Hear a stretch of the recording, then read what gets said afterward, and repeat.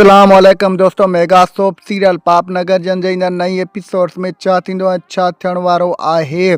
छा गुलाब के मंठार मारे छॾींदो, छा शेरदिल मल्हार ऐं सारंग के वॾेरो बालाज खान ख़त्म कराए छॾींदो, छा नूरो नाग मिठल वारनि खां माफ़ी वठंदो ऐं मिठल उनखे माफ़ करे छॾींदो। इन जी सॼी तफ़सीलात ॼाणण खां पहिरियां जेकॾहिं अव्हां असांजे यूट्यूब चैनल ते नवां आहियो त महिरबानी करे असांजे यूट्यूब चैनल के सब्सक्राइब करे घंटी जे बटन ते प्रेस करे नोटिफिकेशन ते ऑल करे छॾींदा, जीअं हर ईंदा नई नोटिफिकेशन सभ खां पहिरियां अव्हां ॿाहिरनि ताईं बावक़्तनि पहुची सघे।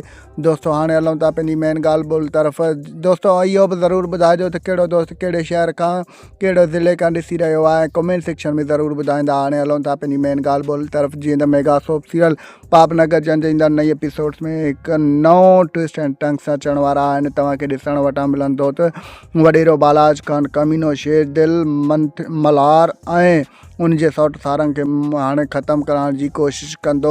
हो चाहींदो त मुंहिंजे अॻियां केर बि न अचे।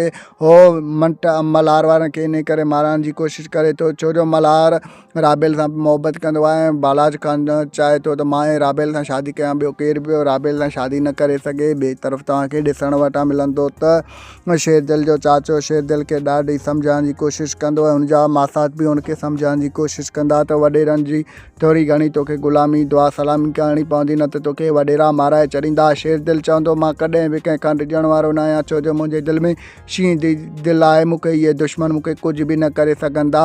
ॿिए तरफ़ तव्हांखे ॾिसण वटां मिलंदो त हाणे मंठार सारंग जे पोयां बि पवंदो। बहरहाल सारंग बि डिॼण वारो न आहे, सारंग बि बबर शेर आहे, उहो हुनखे मुंहुं तोड़ जवाबु ॾींदो।